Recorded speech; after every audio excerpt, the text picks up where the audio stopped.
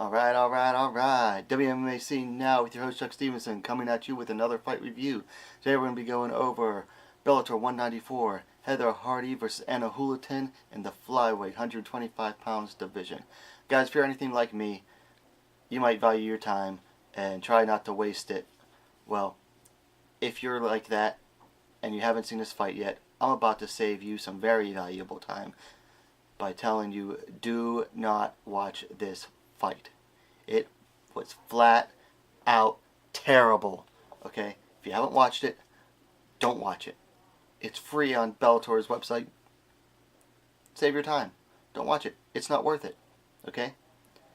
About to do a little bit of nerd impersonation here. Imagine, if you will, two lifelong boxers who suddenly think that with a few months of training that they are now complete mixed martial artists, fully capable of grappling and submitting their opponent. Yeah, that's basically how this fight turned out. Two boxers who really didn't want to box at all. Anna Julaton did her best to keep Heather Hardy up against the cage, clinching. Heather Hardy actually tried some submissions out and failed at every single time. And by the end of the fight, we finally got to see the ever so present WMMA head and arm throw that the low-level fighters all seem to love. Except Heather Hardy couldn't even do that right because she overrolled and was placed into her guard by Anna Julaton. At one point in the first round, they were on the ground. Hardy was in control and had Julaton's back. Tried to go for a rear naked choke. And, maybe it's me because I wrestled.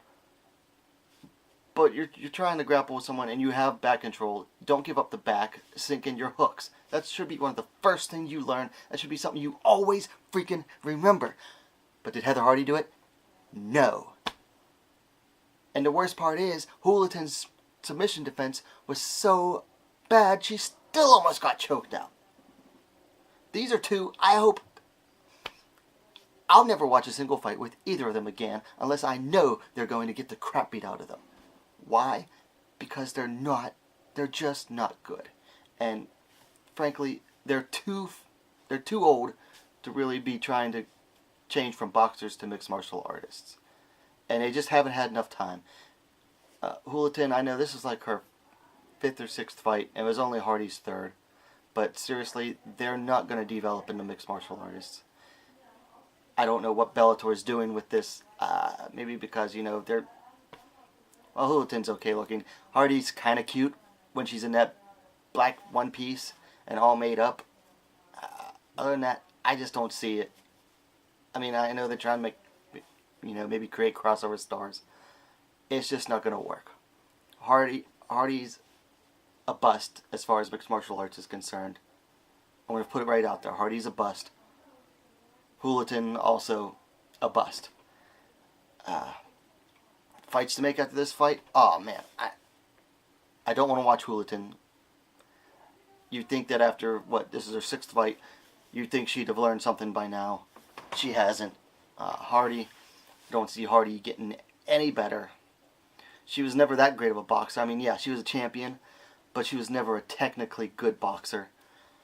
And I think anytime she goes up against a competent striker, she's going to get her ass beat. And anytime she goes up against a competent grappler, she's going to get taken down and submitted or ground and pounded.